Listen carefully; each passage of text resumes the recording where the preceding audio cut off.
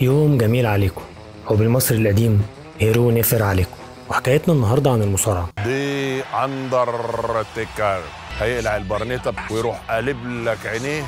انا الشيطان الرجيم كربيت تراب. بدأ الماتش، هوبا ستوب بقى، وخد الرجل دي وقع بيها وتعالى، وحاله هيجان وبوش وتعالى وخد. طب خد انت بقى، هيجيب لك الشاكوش.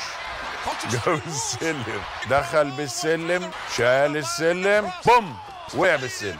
خد السلم، خلي السلم ينفعك بقى. نسيبنا بقى من الهجايز دي ونشوف المصارعة كرياضة حقيقية. 筋肉がそうですか。はい。イブラヒムさらに優位です。前ですね。がありますこのイブラヒムに隠れているんですが、と世界オリンピックのこの決。さあ上げた上げた上げた投げた。これは3ポイント。X で答えています。攻撃の手を緩めませんでした。واحنا كمان المصريين عرفناها من بدري قوي، وده أول دليل عندنا في مقبرة الوزير بتاع حتب. بس المناظر كانت بسيطة، أوضاع بدائية من غير تفاصيل. لكن بعد كده مصر بقى ليها السبق وعملت نقلة كبيرة قوي لما قدمت للعالم أول توثيق كامل لرياضة المصارعة، وده موجود في مقبرة باقة الثالث في المنيا. جدار كامل متغطي بمناظر مصارعة بشكل متتابع، مرسومين في صفوف أفقية كأنها ستوري بورد أو كتالوج رياضي متكامل. عشان كده الباحثين وصفوها بأول وأقدم كتالوج مصور لفنون القتال في العالم.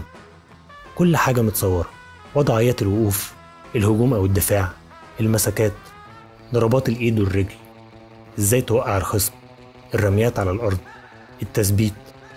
ومناظر زيها ظهرت على جدران تانية، لكن عددها كان أقل ومش مركزة بس على المصارعة.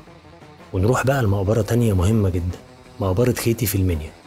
المناظر فيها بتظهر ومعاها جمل وحوارات مكتوبة جنب اللعيبة، ومع التحليل اللي عمله الباحثين اتضح إن النصوص دي عبرت عن مواقف وأحاسيس مختلفة، منها جمل أوامر أو تهديدات، في تعليقات سريعة لحظية، وفي كمان جمل فيها تشجيع وتحفيز.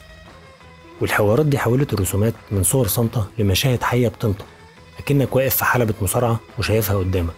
وهنلاقي كمان ملحوظة مهمة، إن الحوارات جنب رسومات المصارعة شبه ستايل الكوميكس، وده اتكلمنا عنه بالتفصيل في حلقة عن الكوميكس في مصر القديمة.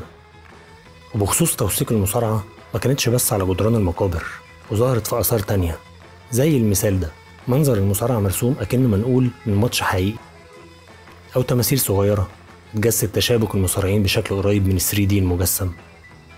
الخلاصة، المناظر دي وضحت إن المصري القديم كان بيوثق اللعبة خطوة بخطوة،